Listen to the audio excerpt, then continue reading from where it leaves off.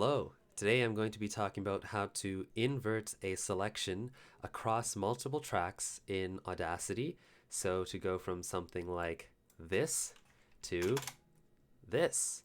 And you can apply whatever effect you need afterwards. For example, you could silence the audio, and now you have a way to mute all tracks except for one for a selection. Now, you could try doing this manually, but if you have a lot of tracks and they're all organized differently, then could get very cumbersome. So I'll show you all the keyboard shortcuts that you need in order to do this. So the first thing that you'll need to do is select the piece of audio that you want to not select in the end. You click Select, then Tracks, then In All Tracks, which is Ctrl Shift K.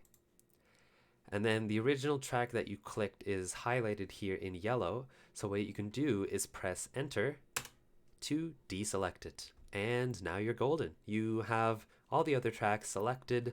You can do whatever you want with it. You could silence the audio by pressing Ctrl L, for instance. And yeah, another thing that you can do is that if I do that again, Ctrl Shift K, then Enter. If I wanted to be more specific with which tracks I select and deselect, I can move the yellow highlighted track up and down by pressing up and down on the arrow keys, and I can press Enter again. So I could deselect the middle two tracks and then highlight everything else if I wanted to. Okay, so those are all the keyboard shortcuts necessary. So just to speed it up, what I've done is I've put it onto a macro on my mouse. I'll come back to that later. But first, to show off what it looks like. So basically you can select any selection. This is a macro, and it's also muting at the end, as you can see. So this is a mute all other tracks macro, and I can apply it wherever I need to different sections. Doesn't matter. Doesn't matter where the tracks are. I can do it as much as I need.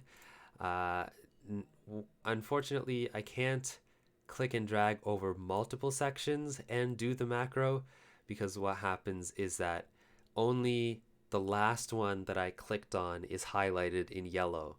So that will require that you have to actually change the macro and move up with the arrow keys and then press Enter. But anyways, this macro is very useful. Now, this is different from an Audacity macro. That is for applying a sequence of effects, not for a sequence of keyboard shortcuts, which is what I'm doing here. I have this macro set up onto my Logitech G402 mouse, and what it's doing is just pressing those keys in keyboard shortcuts in combination. This one is muting here by pressing Ctrl L, and in that way I can assign it to just one button and it'll do it all for me. So I found this very useful. I was editing a long podcast episode.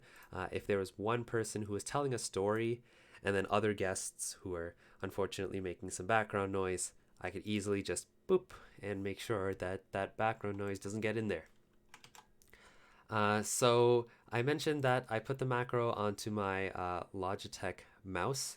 So if you have a specific mouse or a keyboard or a peripheral that has these macro buttons on it, you can find software that comes with that peripheral, and you could probably search that up and learn how to set up a macro on there, and that should be very easy.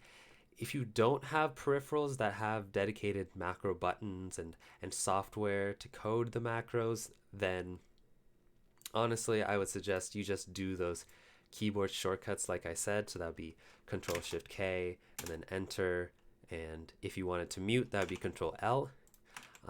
You could try setting up a macro on a regular keyboard or like a regular mouse, but to my understanding that's very involved, so it might not be worth it.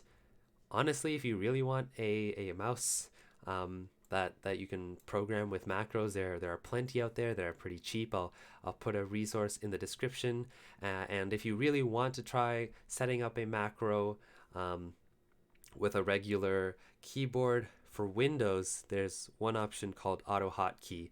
I'll put that in the description too if you want to take a look at that. Um, but yeah, macros or not, this is still a very useful shortcut. And yeah, so I think that's everything. If you guys have any questions or comments, feel free to leave them down below. And thanks for watching.